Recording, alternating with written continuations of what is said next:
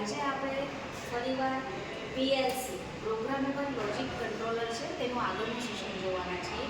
આની આગળ આપણે પીએલસીની થિયરી, તેનો બ્લોક ડાયાગ્રામ, ડેફિનેશન તેના વિશે જોયું. ફરી એક વખત આપણે ત્યાંથી જ કન્ટિન્યુ કરી અને હું તમને આગળનો સેશન સમજાવું છું કે પીએલસી એટલે શું. પીએલસી એટલે શું કે તે કોઈ પણ મશીન છે, કોઈ પ્રોસેસ છે, તેને શું કરે છે? ઓટોમેટિક કરે છે.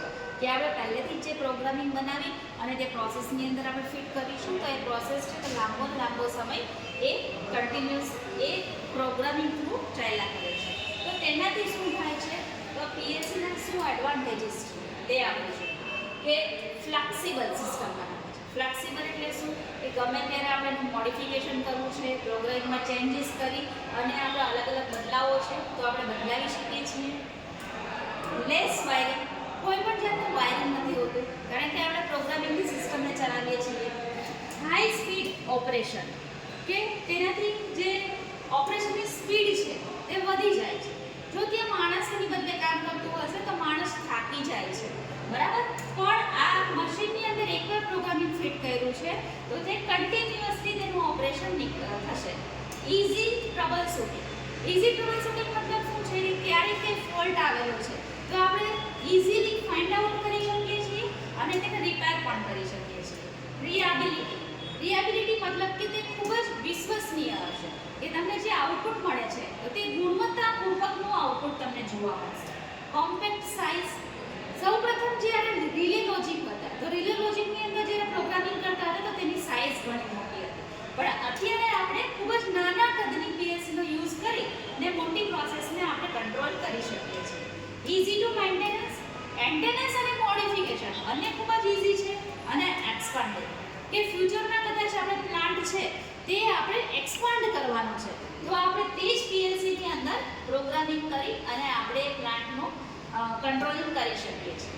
તો ફાયદા ઘણા બધા છે તો તેની સામે તેના ડિસએડવાન્ટેજીસ શું છે તે જોઈએ. ડિસએડવાન્ટેજીસમાં શું છે? કે હાઈ ઇનિશિયલ કોસ્ટ, કે સૌપ્રથમ જ્યારે પીએલસી પરચેસ કરીએ છીએ તો ત્યારે એની ઇનિશિયલ કોસ્ટ હાઈ હશે, પણ તેના સામે આપણે જોઈએ કે આપણે લાઈફ ટાઈમ છે તે પ્રોસેસ છે તો ઓટોમેટિક બનાવી શકીએ છીએ. નીડ પ્રોગ્રામિંગ નોલેજ, આ પ્રોગ્રામિંગ કરવા માટે લેબર વર્ક છે તે તો રિડ્યુસ થઈ ગયું, પણ સ્કિલ્ડ પીપલની જરૂરિયાત વધી ગઈ છે અને સ્કિલ્ડ પીપલને શું કરવું પડશે? આ પ્રોગ્રામિંગ માટે પરફેક્ટ નોલેજ લેવું પડશે અને તેની પરફેક્ટલી ટ્રેનિંગ લેવી પડશે. કોસ્ટલી ફોર સ્મોલ એપ્લિકેશન, હવે કોઈ નાની એપ્લિકેશન બનાવવાની હોય તો રિલે બેઝ લોજિક હોય તો તે બરાબર કામ કરે છે, પણ જ્યારે પીએલસીની અંદર આપણે કરવા જાય છે તો એનો ઓવરઓલ કોસ્ટિંગ ઘણું બધું વધી જાય છે. If hardware failure then whole system is close, જો તેની અંદર એક મોડ્યુલ છે કે સીપીયુ છે તે બંધ થઈ જાય, ફેલ થઈ જાય તો આખી સિસ્ટમ ફેલ થઈ જાય છે, તો તે પણ આપણે ખાસ ધ્યાન રાખવું જોઈએ. આ બધા જ પીએલસીના ડિસએડવાન્ટેજીસ છે. હવે જોઈએ છીએ કે કયા ટાઈપની પીએલસી છે તે હોય છે.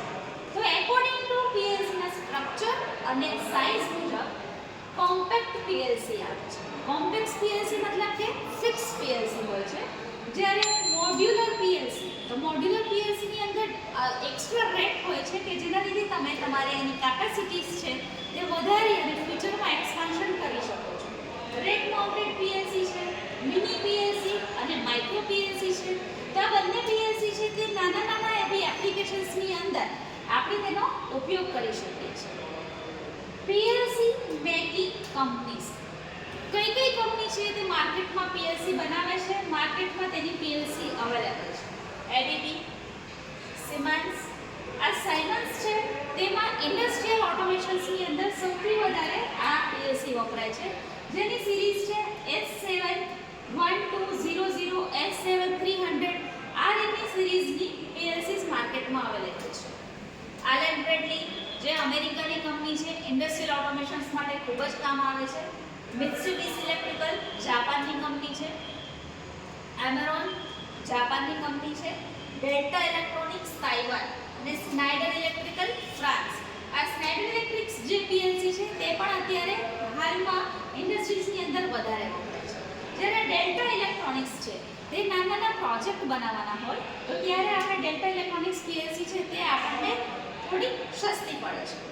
તો આ આપણે આજે નોલેજ જોયું કે પીએલસીના શું એડવાન્ટેજીસ છે, ડિસએડવાન્ટેજ છે, કયા કયા ટાઈપની પીએલસી હોય છે અને કઈ કઈ કંપની પીએલસી બનાવે છે. તો આ વિડીયો છે તેને આખો જોજો કે જેના લીધે તમને આ પીએલસી વિશે બેઝિક નોલેજ છે તે સારી રીતે મળી રહે. Thank you.